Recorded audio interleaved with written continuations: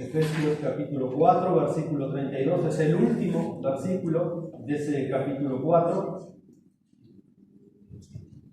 donde Pablo está instruyendo, está enseñando acerca de algo tan importante, hermano, tan importante. Estamos hablando de madurar, de crecer, de ser hechos a la imagen de su Hijo Jesucristo, y el perdón es sumamente fundamental. El perdón, hermanos, es sumamente fundamental para ser como Cristo. Por algo Pablo, miren lo que termina diciendo en ese versículo 32. Dice Pablo: antes sed benignos unos con otros, misericordiosos, perdonándoos unos a otros. ¿Como quién? Miren el estándar que Pablo pone en esta enseñanza. Como Dios también os perdonó a ustedes en Cristo Jesús. ¿Cómo nos perdonó Dios a nosotros en Cristo Jesús? Gratuitamente. ¿Nosotros merecíamos el perdón? ¿Dios nos perdonó porque nosotros éramos merecedores de su perdón? Lo hizo por gracia, hermanos, lo hizo por amor. No porque nosotros mereciéramos el perdón. Nosotros estamos hablando estos domingos, enseñando, predicando acerca de esto tan importante, porque en nuestra naturaleza caída, hermanos, nosotros no queremos ni sabemos perdonar. Nosotros por naturaleza somos pendencieros. Nosotros por naturaleza queremos retribuir con mal a aquellos que nos agravian, pero ahora en Cristo eso no es así. Notemos lo que Pablo en el contexto viene enseñando. Nosotros leímos el versículo 32, pero note lo que dice el versículo 31, por ejemplo, el que le antecede. Quítese de ustedes toda amargura, enojo, ira, gritería, maledicencia y toda malicia, porque ahora estamos en Cristo. Ahora no nos gobierna la carne. Ahora somos esclavos de la gracia, del amor de Dios. Por lo tanto, no podemos obrar como obramos antes. Ojo por ojo y diente por diente era antes. Juntando amargura, maldiciendo. ¿Se acuerdan lo que Pablo decía allí en Tito, la carta a Tito, en el capítulo 3, versículo 3? ¿Cómo vivíamos nosotros antes de que el Señor nos hubiera rescatado? Bueno, vivíamos de esa manera, aborreciendo y siendo aborrecibles. Allí en Tito capítulo 3, versículo 3 dice: porque nosotros también éramos en otro tiempo. Ahora es un tiempo nuevo para nosotros. Ahora es un tiempo de crecer, ahora es un tiempo de madurar, ahora es un tiempo de experimentar gracia sobre desgracia en nuestra vida. Esto éramos en otro tiempo, y Pablo también se suma, porque Pablo también era un pecador como nosotros. ¿Cómo éramos en otro tiempo? En ese tiempo que estábamos en tinieblas, en ese tiempo que estábamos lejos de la comunión con el Señor, éramos enemigos. Bueno, Pablo lo dice de una manera muy clara: éramos rebeldes, extraviados, esclavos de concupiscencia, esclavos de nuestros propios malos deseos.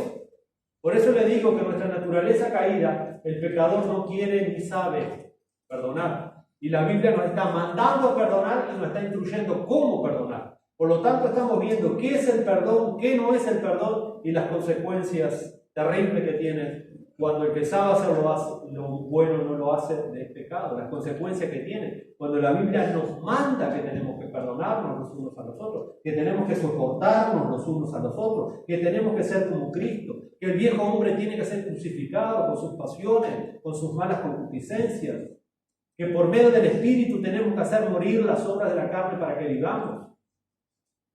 Y dice Pablo allí: en otro tiempo éramos insensatos, rebeldes, extraviados, esclavos de concupiscencias y de deleites diversos. ¿Y cómo vivíamos entonces, Pablo, en esa condición? Bueno, y lo dice Pablo: vivíamos en malicia, en envidia, aborrecibles y aborreciéndonos unos a otros.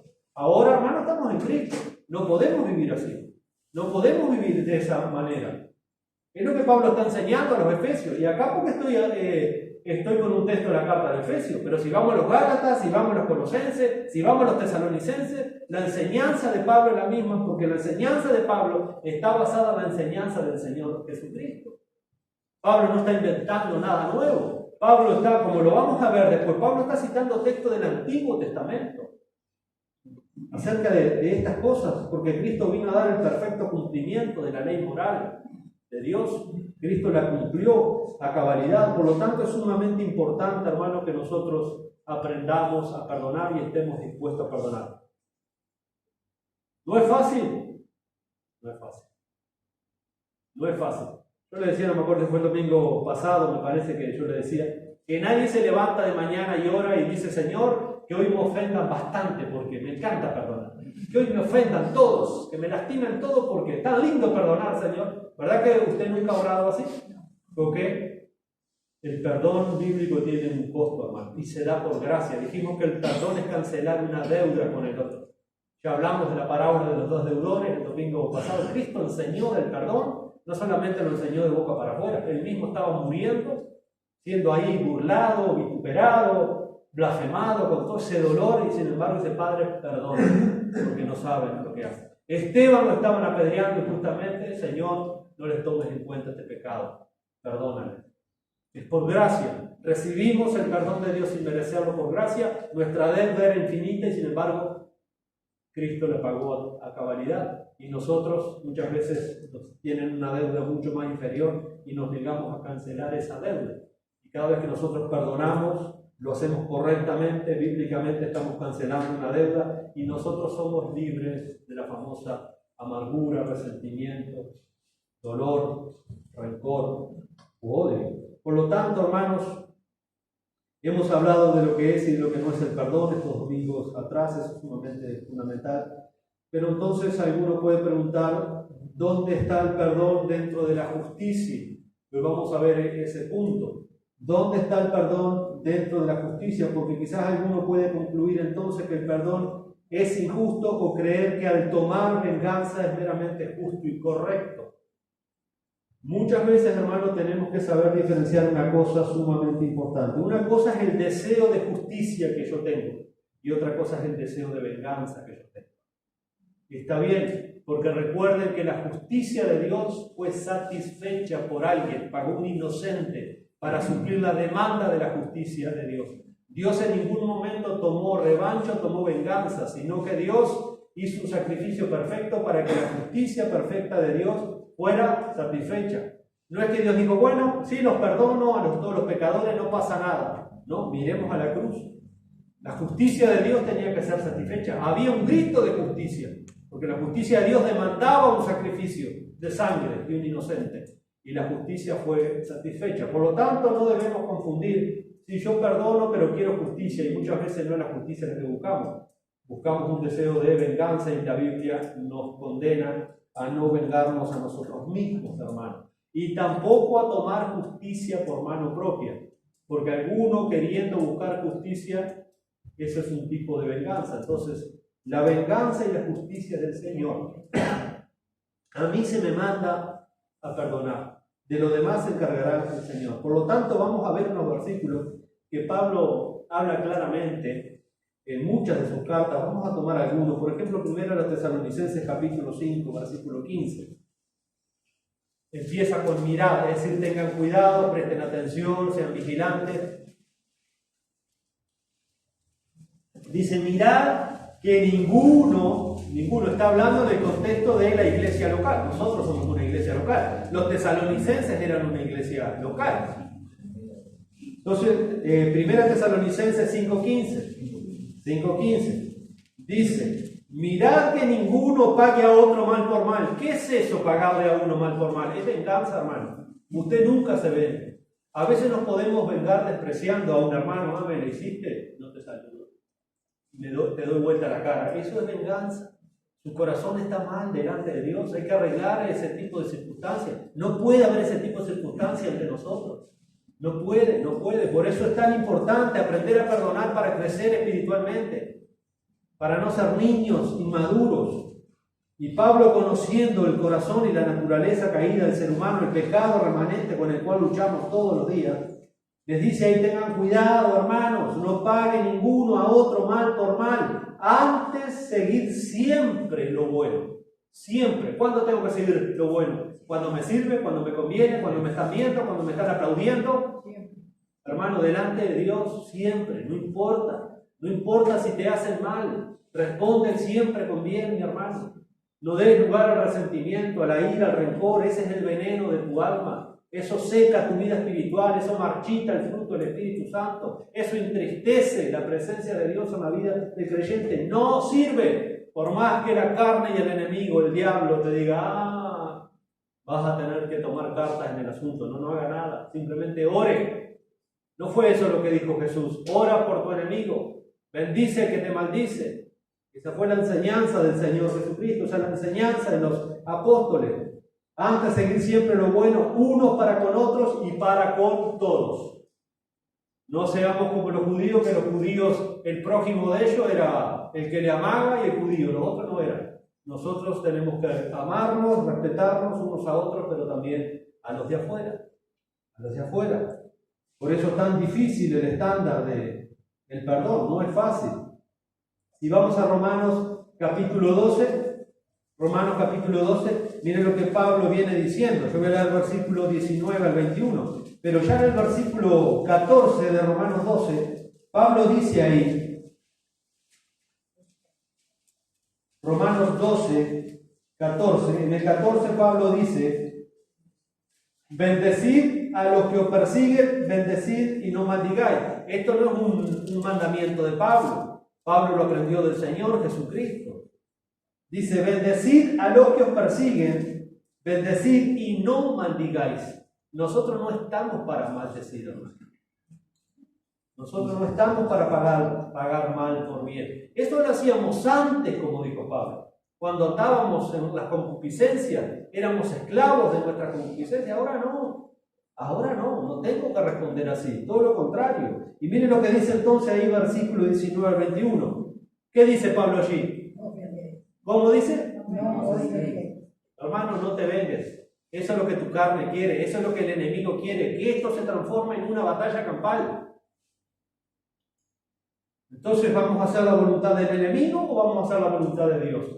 La voluntad de Dios tiene un costo y muy alta, por eso dice, si alguno quiere ser mi discípulo, lléguese a sí mismo, tome su cruz cada día y sígame. Porque las enseñanzas del Señor no son sencillas. Tenemos que estar llenos de su espíritu, de la gracia de Dios. No os venguéis vosotros mismos, amados míos, sino a quién hay que dejarle. ¿Quién es el juez justo? ¿Quién es el que toma venganza?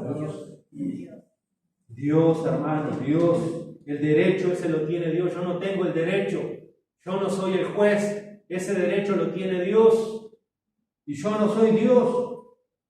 Dice, si no dejad lugar a la ira de Dios, porque escrito está. No es una enseñanza nueva, no es un invento del apóstol Pablo, escrito está. Lo más probable es que Pablo acá esté citando Deuteronomio 32-35, donde ya por eso les decía, este mandamiento se encuentra en el Antiguo Testamento. Escrito está, mía es la venganza, yo pagaré, dice el Señor. Él va a pagar lo justo, Él va a pagar lo que es justo. La retribución del Señor será justo a cada uno. Nosotros no somos justos. Él es perfectamente justo. Por lo tanto, la ira y la venganza es del Señor. Porque escrito está, mía la venganza, dice el Señor, yo pagaré. Así que, sigue diciendo Pablo, si tu enemigo tuviera hambre, dale un garrote en la cabeza. No le cierre la puerta a su enemigo si tiene hambre. No es fácil esto. ¿Cómo lo hacemos a esto? Con la gracia de Dios. Con la ayuda del Espíritu, con la gracia de Dios, andando en el Espíritu. En la carne yo no hago esto, en la carne desprecio, maldigo. No puedo hacer esto, hermano. Para hacer esto tenemos que estar llenos del Espíritu Santo, andando, viviendo en la gracia del Señor. Dice ahí, así que si tu enemigo tuviere hambre, dale de comer. Y no le vaya a dar un pan con arsénico, ¿no? Dale un pan que lo nutra. Si tuviere sed, dale de beber. Pues haciendo esto, ascuas de fuego amontonará sobre su cabeza. Otra vez Pablo acá no está inventando ninguna enseñanza nueva. Esta enseñanza del Antiguo Testamento. Esta enseñanza es del Proverbio capítulo 25, versículo 21 al 22. Está citando el Antiguo Testamento, ¿no? Porque nuestro enemigo está esperando que nosotros le retribuyamos como él nos retribuyó a nosotros. Está esperando la venganza, pero imagínense si en vez de llevarle cualquier cosa, usted ve que su enemigo precisa y le lleva lo que precisa, va a sentir vergüenza. Eso es lo que quiere decir. Si bien es muy oscuro el significado de ascuas de fuego sobre su cabeza, es muy difícil ese significado. El punto es que va a sentir vergüenza el enemigo, porque el enemigo espera que yo lo trate igual que me trató él. Pero uno le va a hacer un favor. Hay dos posibles interpretaciones de esto. Hay muchas, pero las dos más coherentes, ascuas de fuego. Las ascuas son brasas. Son brasas. Se decía una de las posibles interpretaciones de estos ascuas de fuego, porque es uno de los pasajes más oscuros de la Biblia. Antiguamente había una corona de metal donde se le ponía a los prisioneros de guerra en la cabeza, y esa corona tenía una base, por supuesto, de metal, y se empezaban a meter carbones encendidos, brasa esa corona con el fin de que confesara, con el fin de que hablara o confesara. Esa es una de las interpretaciones en la cual yo no estoy de acuerdo con esa interpretación. La segunda interpretación, que sería la más correcta, por lo que Pablo está diciendo, es que en la antigüedad, en la época donde se escribió Proverbios, imagínense, en la época de Salomón, casi 1000 años antes del Señor Jesucristo, la gente cargaba todo en su cabeza: la leña, la comida para los animales, el agua. Bueno, vieron que hay países de África que todavía se utiliza, se pone la carga en la cabeza. Pero también había una vasija de barro gruesa que se ponía en la cabeza, donde se llevaban las brasas con el fin de encender el fuego. No había un encendedor Vic en la mañana para prender el fuego. No había diario para prender el fuego en la mañana. Por lo tanto, la gente, cuando se iba a acostar, ponía y tapaba todo el rescoldo de las brasas para que el otro día soplara y ponía las leñitas y tuviera el fuego para calentarse, para cocinar. Pero muchas veces la gente era negligente y se le apagaba el fuego. Entonces, ¿qué hacía? Iba con ese recipiente de arcilla, iba a la casa del vecino más próximo: vecino, no me dan unas brasas para prender el fuego. Entonces el vecino le ponía unas brasas y él salía con esas brasas a encender el fuego. Por lo tanto, ese podría ser el punto, ¿no? Si tu enemigo te ha hecho un mal, pero precisa de ese servicio tuyo, ascuas de fuego amontonarás sobre su cabeza. Es decir, haciéndole el bien, haciéndole ese favor, va a hacer que tu enemigo sienta vergüenza de lo que hizo en contra tuyo.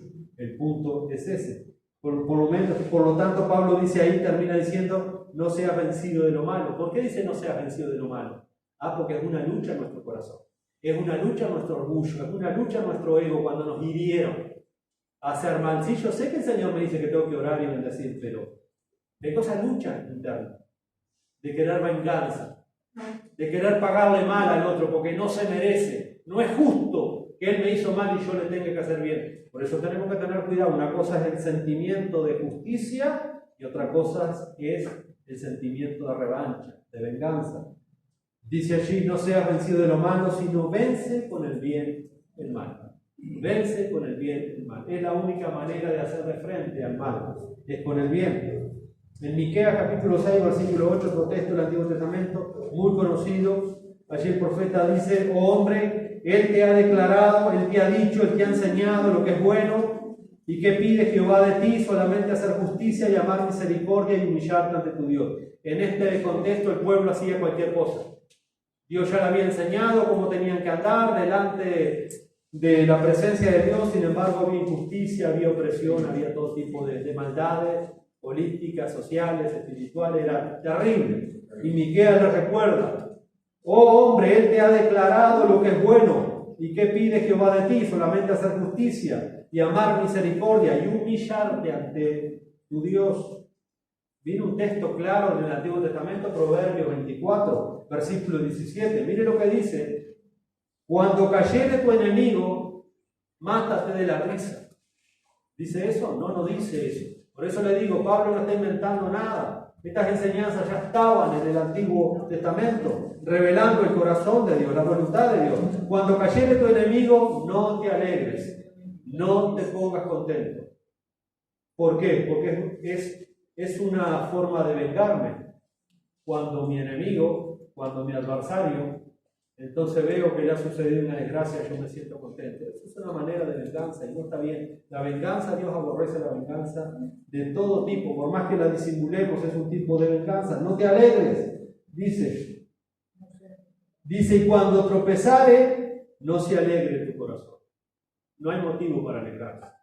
No hay motivo para alegrarse. No se alegre tu corazón. En 2 Samuel, en el capítulo 1 de 2 Samuel, no lo busque, bueno, si quiere búsquelo, pero para contarle, allí se nos narra la muerte del rey Saúl, el primer rey de Israel. 2 Samuel capítulo 1, la muerte de...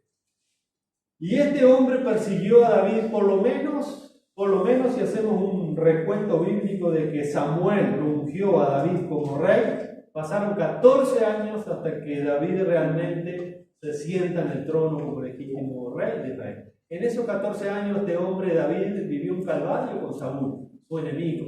Saúl lo aborrecía, Saúl odiaba por celo, por envidia. David lo quería matar y David nunca tomó venganza de Saúl. Tuvo oportunidad de matarlo y él nunca se atrevió a tocarlo. Sin embargo, ahí en ese texto que yo le cité, 2 Samuel capítulo 1, ahí se nos narra la muerte del rey Saúl. Y David no se alegró cuando le trajeron esa noticia, no dijo gloria a Dios, al fin, no se alegró a más. Dice que vino una malecita con el cuento a David que el rey Saúl había muerto. Y todavía la malecita, los amalecitas que eran enemigos de los israelitas, ¿se acuerdan cuando Dios manda a Saúl exterminar a los amalecitas? No los exterminó del todo. Dice que viene una malecita delante del rey David queriendo congraciarse con David. Dice, te traigo buenas noticias, Saúl ha muerto. Dice porque se veía cercado por sus enemigos y antes que lo mataran los enemigos, era una costumbre antigua, antes que lo mataran los enemigos se mataban ellos mismos, porque la muerte de los enemigos primero era el escarnio, hasta que después morían. Entonces, antes de morir en las manos de sus enemigos, dice que Saúl pone su espada y se apoya y se cae. Entonces la malecita dice, para congraciarse con David, y me dijo que lo rematara, porque quedó vivo el hombre, y me dijo que lo rematara, y yo maté al enemigo de mi Señor. Y el rey David se agarra la cabeza y no tuviste temor de levantar tu brazo contra el ungido de Jehová. ¿Qué hizo David? Lo mandó a matar a la malecita. David en ningún momento se alegró porque su enemigo había muerto. Al contrario. ¿Qué ejemplo, hermano? ¿Qué ejemplo el de David?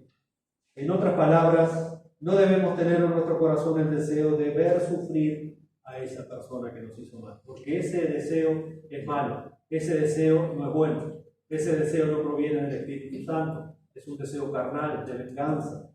No tenemos que tener ese deseo de ver sufrir a esa persona. Sin embargo, el perdón, hermanos, no necesariamente quita las consecuencias de la ofensa que nos hizo la persona. Las consecuencias quedan. Nosotros perdonamos, pero el ofensor tendrá que hacerse cargo de lo que era hecho. Eso lo vemos también en las Escrituras. Tampoco lo va a librar al ofensor de las obligaciones que adquirió con sus hechos. Hágase cargo. Eso es lo que Dios le dijo a David. Hacete cargo, David. Mataste a Urías Eteo, le sacaste la mujer, hiciste blasfemar a los enemigos de Jehová. No hay problema. 1 Juan 1:9, Él es fiel y justo para perdonar nuestros pecados, pero hacete cargo de tus metidas de pata, hacete cargo de tus berrinches, hacete cargo de tu lengua ligera. Dios te perdona, sí, pero después tenés que lidiar con las consecuencias, hermano. Por eso necesitamos sabiduría, porque Dios nos perdona, pero tenemos que luchar con las consecuencias de nuestros pecados, de nuestras transgresiones. Eso es clarito. Por lo tanto, hermano, la venganza es el deseo que uno tiene de ver sufrir a otra persona por el daño que me ha causado, por el dolor que me ha hecho sentir. A diferencia de la venganza, la justicia es el pago que Dios va a dar. Tanto la justicia directa de Dios o la justicia civil, que es la espada que Dios usa para hacer justicia en esta tierra. Si bien la justicia civil es corrupta, pero la soberanía de Dios la usa como Él quiere. Esa es la enseñanza de Pablo, por ejemplo, en Romanos capítulo 13. La justicia, hermanos, es una espada en las manos de Dios. La justicia civil. Por algo está puesta la justicia. ¿Puede un cristiano ir a la justicia? Por supuesto que sí. A menos que el problema sea entre hermanos. 1 Corintios 6, Pablo condena. Dice, ¿y cómo? Ustedes, siendo cristianos, van a litigar delante de los incrédulos. Es una vergüenza. Los asuntos de los creyentes se arreglan entre los creyentes. Pero si de repente usted sale ahora del culto y ve 2 o 3 malandros que lo están robando en su casa, ¿qué va a hacer? No, como soy cristiano, que me roben tranquilamente. No, mi hermano. Eche mano a la justicia civil. Es una espada en las manos de Dios. Son herramientas legales. Úsela. Miren lo que Pablo dice ahí en Romanos capítulo 13, versículos 3 y 4.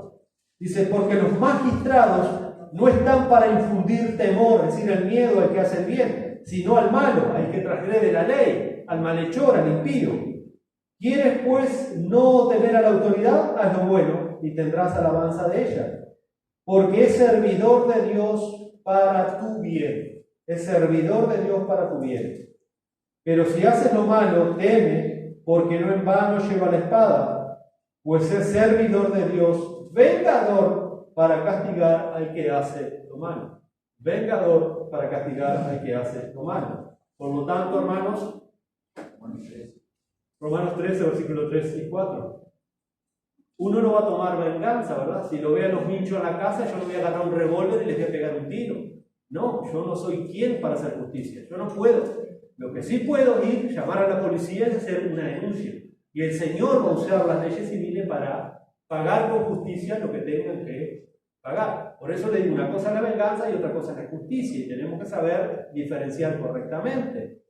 El apóstol Pablo, le voy a dar un ejemplo bíblico tremendo en cuanto a esto. El apóstol Pablo, hermano, el mismo que escribió, no os venguéis a vosotros mismos, amados míos, porque escrito está, mía es la venganza, dice el Señor. En Hechos capítulo 25, Pablo está enfrentando allí un tribunal, porque los judíos lo querían matar, los judíos habían acusado injustamente al apóstol Pablo porque lo odiaban, lo despreciaban y lo querían matar, lo querían llevar preso. Y después que los magistrados civiles dieran condena de muerte al apóstol Pablo. Y está Pablo, lo tenían, estuvo mucho tiempo, un par de años por lo menos, en esa disyuntiva, con ese pleito, hasta que uno está declarando ante los altos funcionarios del Imperio Romano. Y Pablo dice, un momentito, yo tengo derechos civiles como ciudadano romano. Y está exigiendo los derechos. Dice, yo tengo un derecho como ciudadano romano. Es llevar mi causa delante de César. Porque uno de los privilegios que tenía la ciudadanía romana era que ellos podían, si querían, ir a compadecer delante de César para que César escuchara la defensa del acusado. Primero escuchara de qué se le acusa, pero que el acusado mismo le diera defensa. Y Pablo apeló a su derecho como ciudadano romano. No es que dijo, no espiritualizó la situación, porque a veces nosotros nos vamos a los extremos, hermano. A veces nosotros pecamos de ingenuo y muchas veces pecamos de ignorante y tenemos que tener conocimiento, y perdónenme que sea duro en estas cosas, pero es así, hermano. Pablo no espiritualizó la cosa y dice, no, yo voy a orar que soy ciudadano del cielo. No, había herramientas civiles, úselas, porque están en servicio de Dios. Entonces, ¿puede un cristiano ir a la comisaría a hacer una denuncia? Y por supuesto. Hermano, yo soy cristiano, pero no soy tonto, no soy gil. Hablando pronto y claro. Tenemos derechos, porque nosotros también tenemos un sentimiento de justicia. Y un día el Señor, el juez justo, vendrá y pagará a cada uno su retribución. Mientras tanto hay leyes, están los magistrados, como dice Pablo ahí, para castigar a los malos. Y Pablo ahí entonces agarra y dice, no, a mí ustedes no me van a juzgar, yo tengo un derecho y lo quiero usar. Yo quiero compadecer delante de César. Y allá lo mandaron, era un derecho que él tenía como ciudadano romano. Y allá fue, y allá compadeció delante de César. Expresó allí su causa. Y aunque muchas veces deseamos evitar la venganza, debemos buscar la justicia para que aquellos que han sido dañados, buscar algún tipo de retribución, de justicia. Y eso se encarga, hermanos, el Señor, y muchas veces el Señor va a usar, como hemos visto, las leyes civiles. Por lo tanto, la venganza es el deseo personal, es el deseo de venganza que tenemos de darle su merecido por mano propia a nuestro ofensor. No debemos. Justicia por mano propia no podemos. Eso es revancha, eso es venganza. Y la Biblia, como vemos, la condena, nos prohíbe que tomemos venganza por mano propia. Sin embargo, la justicia es el pago que otra persona requiere de ese ofensor. Puede ser la justicia de Dios directa, puede ser la justicia terrenal que Dios usa en su soberanía.